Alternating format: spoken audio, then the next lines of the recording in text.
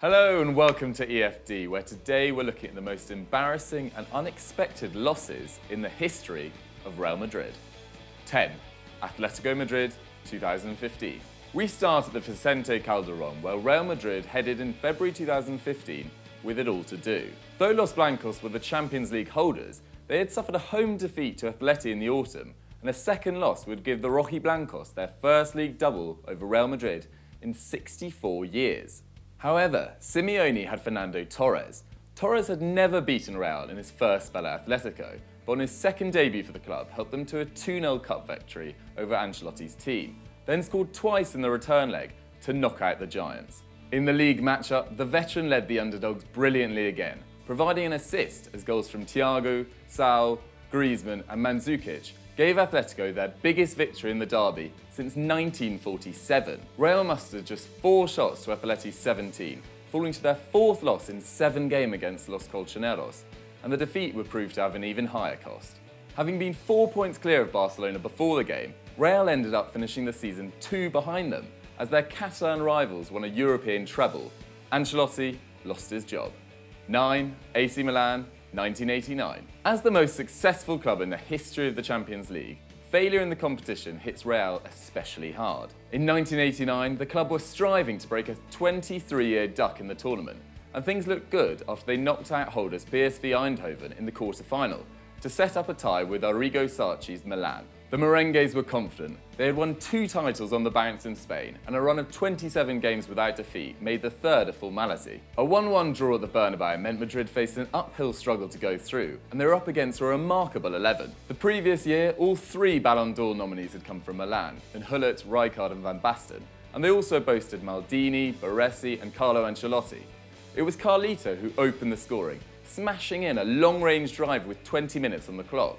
The 3 Dutchmen all netted 2 before Roberto Donadini added a 5th on the hour, allowing the Rossoneri to coast for the remaining 30 minutes. Milan had not only humiliated Real, they had temporarily displaced them as the best in Europe, lifting the trophy with a 4-0 defeat of Steaua Bucharest and going on to make the final in 5 of the next 7 seasons. 8. Tottenham 2017. Champions of Europe 2 seasons running, Real Madrid probably fancied their chances to win a 3rd Champions League in a row going into the 2017-18 campaign. They had not lost a group stage match since 2012, and with Apoel, an erratic Dortmund and a young Tottenham in front of them, they expected Group H to end in their rightful coronation. An entertaining 2-2 draw at the Bernabeu perhaps flattered Spurs a little, and Real went to Wembley as favourites. But Pochettino's press unsettled the Giants, forcing 13 turnovers from usually unshakable players like Modric and Isco. Casemiro lost the ball 3 times, while Spurs' midfielders shone, with Ali scoring twice and Christian Eriksen adding a 3rd. Despite the presence of unfashionable players like Sissoko, Kieran Trippier and Ben Davies, Tottenham ran out 3-1 winners, looking more like Galacticos than their opponents. It was Real's worst loss in the first round in 9 years and allowed Spurs to win the group unbeaten. 7. Monaco 2004. Perhaps the most poetic of all the losses on our list, Real's 3-1 defeat at the hands of Monaco in the 2004 Champions League was a triumph for unwanted forward Fernando Morientes. The Spaniard, who had won the competition 3 times with Real, was loaned out to the Principality side for the season, but he would claim his revenge in spectacular fashion. Real won the first game of the quarter-final 4-2 at home, with Morientes scoring against them the only black mark.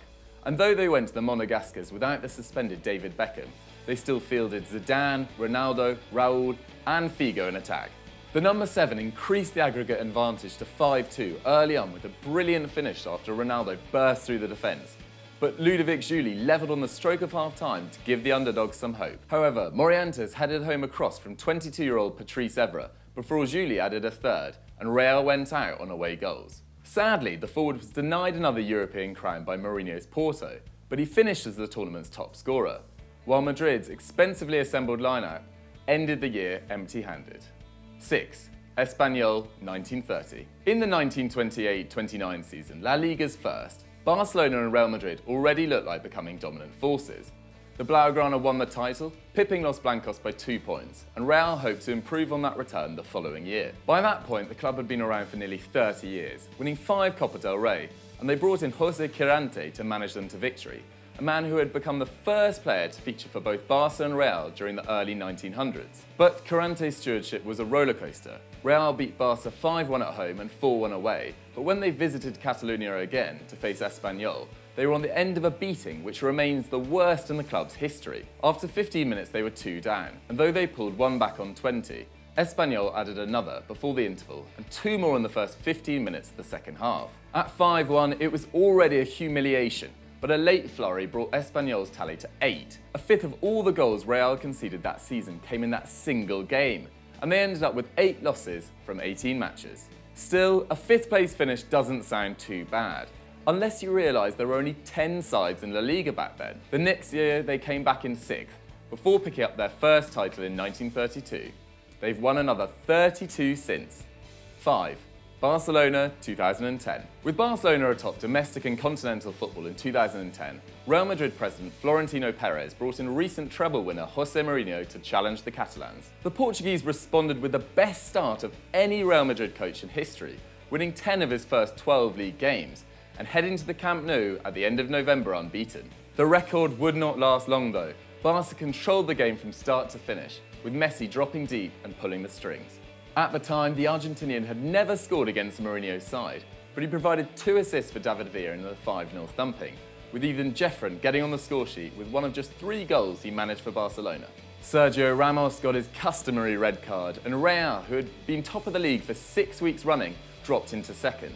They stayed there for the remaining 25 weeks of the season. It was the worst game in the history of Real Madrid, said Perez. Fortunately, Mourinho turned it round the following year, beating Guardiola to the title by 9 points and finishing with a record tally of 100 points. 4. Valencia 1999. For most of us, it's easy to forget just how good Valencia were in the late 90s and early 2000s, when they won 2 titles and reached 2 Champions League finals. But for Real, it's easy to remember thanks to the 6-0 drubbing meted out to them by Los Che in the 1998-1999 Copa del Rey. Real had strolled to the semi-finals, conceding 2 and scoring 11 in 4 games, while Valencia had knocked out Barcelona in the quarters, putting 7 past the Blaugrana to set up a glamour tie versus the reigning European champions. However, Valencia had no reason to be afraid, as their team included the great Mendieta, as well as the Champions League winners Anglamar and Canizares. At half-time, Valencia were 4 goals and 1 man up, after Fernando Redondo was given his marching orders, and though they were reduced to 10 themselves after the interval, they bagged 2 more, with Seedorf and Guti overrun in midfield. It ended 6-0, Real's worst ever defeat in the Cup, and though they won the second leg 2-1, Valencia went on to lift the trophy. Madrid ended the season with only the Intercontinental Cup to show for their efforts, having gone through 4 managers in a single year. 3. Kaiserslautern, 1982. Hard as it is to believe, in 1982 Real Madrid were without a European trophy in 16 years, and they had gone 2 seasons without any silverware at all. Los Blancos were managed by eccentric Yugoslav Vujadin Boskov and were hoping to lift the UEFA Cup for the first time in their history, despite only just scraping past Rapid Vienna and Hungarian side Tatabánya. In the quarter-final they faced German outfit Kaiserslautern and won the first leg 3-1 in Madrid, setting them up for a simple return fixture against a side which had gone 3 decades without winning the Bundesliga. What followed was a demolition. After 17 minutes, Real were 2 down. By half-time, they were reduced to 9 men. Another red card followed in the second half, and the Germans added 3 more goals to wrap up the tie 6-3 on aggregate. At the time, it was the biggest defeat ever suffered by Madrid in European competition, and Boskov left at the season's end, after picking up a consolation Copa del Rey. It would be another 4 years before the club would win the league again, though they did win back-to-back UEFA Cups in 1985 and 1986. 2. Everyone, 2008-9. You were probably expecting us to include Real's 6-2 defeat to Barcelona in 2009. But believe it or not, that battering was not the worst of it. Real's season was already off the rails with a 5-0 aggregate loss to Liverpool in the Champions League second round, putting Juan de Ramos under pressure after just 3 months in charge. And things were about to get worse in La Liga. Doubles from Messi and Henry at the Bernabeu consigned the Merengues to an embarrassing defeat, and the next game brought a 3-0 battering at the hands of Valencia. Further losses to Villarreal, Mallorca and Osasuna extended the nightmare streak to 5 games, the worst run in the club's history, and they ended up conceding 17 goals in that time, despite a defence made up of Sergio Ramos, Pepe, Fabio Cannavaro and Marcelo. Even with their horrific end to the campaign, Real finished just 9 points behind Barca, meaning that the 6-2 would have been immaterial if they'd won their final 4 fixtures. Instead, they ended up with the 7th best defensive record in La Liga, conceding 52, just 5 fewer than 20th place Recreativo. 1. Alcorcon, 2009. Not just Real's worst defeat, but one of the worst suffered by any European giant. The Alcorconazo is the stain of the history of Los Blancos. But Real must have been licking their lips when they first saw the tie, expecting to sail through the Copa del Rey round of 32 with the battering of the third-tier Minnows, who at that point played in the same division as Real's academy side. Nonetheless, coach Manuel Pellegrini took a strong side to the Estadio de Santo Domingo, starting Guti, Raul and Benzema, with Van Nistelrooy and Marcelo on the bench. A crowd of 2,997 came to see their side face the kings of Europe.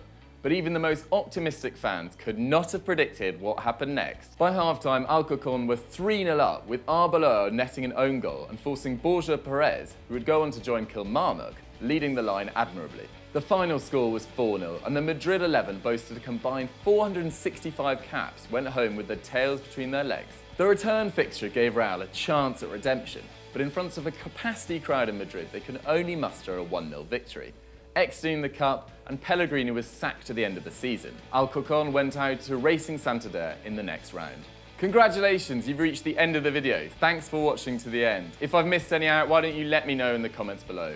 And while you're here, why don't you check out last weekend's Stat Wars as the titanic battle between Chris and Pato continues. And as ever, people, don't forget to like and subscribe.